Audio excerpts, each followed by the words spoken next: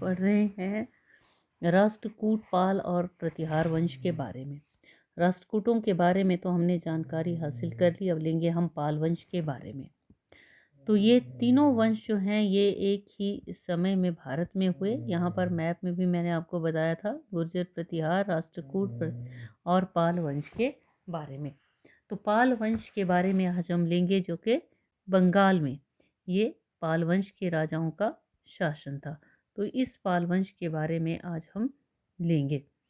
पाल वंश ये भी एक बहुत ही महत्वपूर्ण वंश हुआ। 8वीं शताब्दी के मध्य में उत्तर भारत में बंगाल के पाल शासकों ने एक विशाल राज्य स्थापित किया और इस वंश के शासकों ने बंगाल पर लगभग 4 शताब्दियों तक शासन किया। इस वंश के प्रमुख शासक, जिसमें पहला शासक हुआ गोपाल। तो गोपाल ने 750 से 770 तक शासन किया। गौड़ के प्रसिद्ध शासक शशांक की मृत्यु के एक शताब्दी से भी अधिक समय तक बंगाल में अराजकता का वातावरण रहा।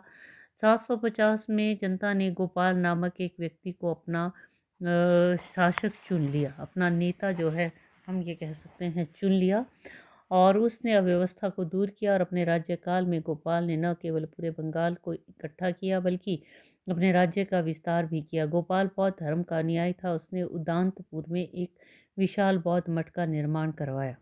दूसरा हुआ धर्मपाल। 770 से 810 तक गोपाल की मृत्यु के बाद ये गद्दी पर बैठा। ये बेटा था गोपाल का, धर्मपाल। तो ये बहुत ही प्रमुख शासक, महत्वपूर्ण शासक इस वंश का माना जाता है। पाल वंश का सर्वाधिक विख्यात उसके शासनकाल में उत्तर भारत में कन्नौज पर आधिपत्य के लिए त्रिपक्षीय संघर्ष की भूमिका तैयार हो रही थी। अपने शासनकाल के प्रारंभ में उसको प्रतिहार शासक वत्सराज और राष्ट्रकूट शासक ध्रुव के हाथों हार का सामना करना पड़ा, लेकिन धर्मपाल ने साहस नहीं छोड़ा। वो प्रतिहार शासक पर शक्ति पर राष्ट्रकूटों के आघात से लाभ उठाने में सफल रहा। उसने कन्नौज पर आक्रमण करके इंद्रयुद्ध को हराया और चक्रयुद्ध को अपने संरक्षण में कन्नौज का शासक बनाया। वो इस अवसर पर धर्मपाल ने कन्नौज में एक दरबार का आयोजन किया, जिसमें भोज, मत्स्य, मद्र, कुरु, यदु, यमन, अवंती, गांधार, कीर के शासक उपस्थित हुए और उन्होंने धर्मपाल की अधीनता को स्वीकार किया। किंतु इतना होने पर भी धर्मपाल की ये सफलता दीर्घकालीन साबित नहीं हुई। प्रतिहार शासक नागभट्ट द्वितीय ने कन्नौज की गद्दी से चक्रयुद्ध को हटाकर धर्मपाल को चुनौती दी और मुंगेर के युद्ध में उसे हरा दिया। इसी समय राष्ट्रकूट शासक गोविंद तृतीय ने नागभट्ट पर आक्रमण किया और इसका लाभ उठाते हुए धर्मपाल ने एक बार फिर अपने क्षेत्रों को अपने अधिकार में ले लिया। उस काल में उसने परमेश्वर, परम भट्टारक, महाराजा धीराज आदि की उपाधियां धारण की। एक कुशल योद्धा होने के साथ विद्या प्रेमी था। उसके दरबार में हरिभद्र नाम का बौद्ध विद्वान था। धर्मपाल बौद्ध धर्म का अनुयायी था। विक्रमशिला बौद्ध विहार की स्थापना की, जो बाद में विक्रमशिला विश्वविद्यालय बना। फिर अगला बना देवपाल, 810 से 850 ईस्वी तक जिसने शासन किया। धर्मपाल की मृत्यु के बाद यह उसका बेटा गद्दी पर बैठा। अपने पिता की भांति साम्राज्यवादी और योग्य शासक था। प्रतिहार शासक नागभट्ट द्वितीय को कन्नौज से खदेड़ा। उसने प्रयाग, ज्योतिषपुर यानी कि असम तथा उत्कल, उड़ीसा को विजय किया। उसने प्रतिहार शासक मिहिर भोज को भी हराया। संभवतः उसने राष्ट्रकूटों से भी युद्ध किया। उसने हुणों के विरुद्ध भी सैनिक अभियान किया।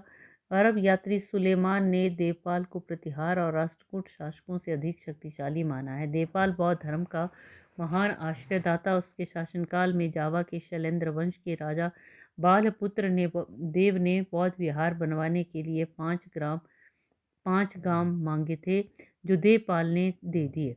देवपाल ने विद्वानों को भी आश्रय दिया। बौद्ध कवि वज्रदत्त ने उसके शासनकाल में लोकेश्वर शतक नामक पुस्तक की रचना की। उसका मंत्री दर्भपाणि भी विद्वान था। उसकी राजनीतिक और सांस्कृतिक उपलब्धियों का मूल्यांकन जो है डॉक्टर मजूमदार के द्वारा किया गया है। पाल वंश के इतिहास में 850 से 988 तक का काल अवनति का काल रहा और इस वंश के विग्रहपाल प्रथम ये 850 से 988 तक विग्रहपाल प्रथम, नारायण पाल राज्यपाल, गोपाल द्वितीय, विग्रहपाल द्वितीय इत्यादि जो है ये शासक हुए।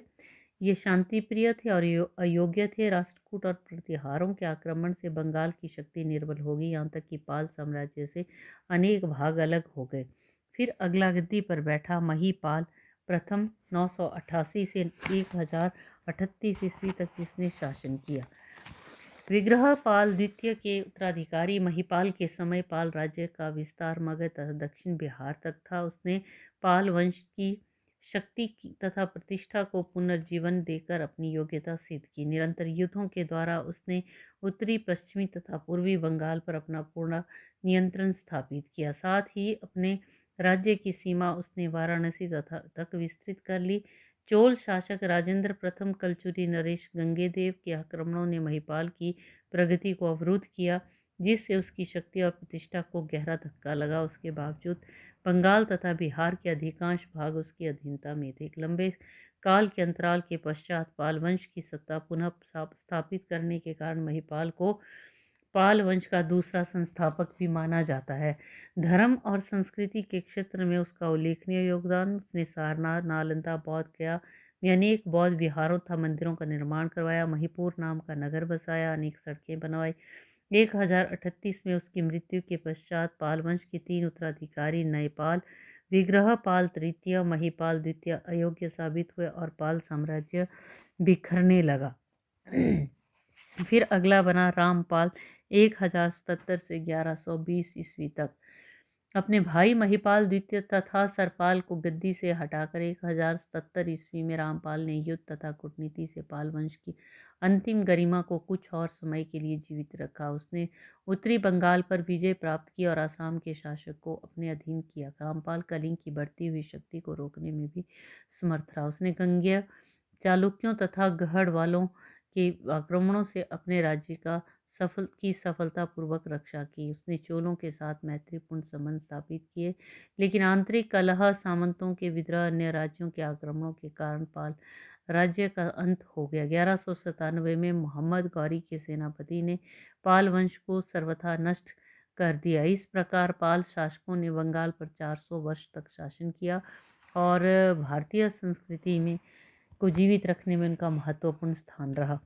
पाल वंश के शासकों जो कि 400 वर्ष तक राजनीतिक और सांस्कृतिक दृष्टि से अभूतपूर्व विकास हुआ। उनके शासनकाल से पहले बंगाल छोटे छोटे राज्यों में बंटा था, लेकिन उन्होंने अपनी योग्यता के बलबूते पर एकत्रित किया। अरब यात्री सुलेमान ने पाल शासन प्रबंध की बहुत प्रशंसा की है। राजा के नाम पर रुहमा मतलब धर्म की संज्ञा जो है उसको दी है। पाल शासक न केवल महान विजेता बल्कि कला प्रेमी थे, महान भवन निर्माता। उन्होंने अनेक बंगाल और बिहार में अनेक चैत्यों, विहारों और मूर्तियों का निर्माण करवाया। दुर्भाग्यवश पाल युग में कोई स्मारक अब विद्यमान नहीं है। इनके अनेक भवनों को मुस्लिम आक्रमणकारियों ने नष्ट कर दिया। तो ये था दूसरा महत्वपूर्ण वंश जिसका नाम था पाल वंश। आगे का जो प्रतिहार वंश है उसके बारे में हम अगले वीडियो में बात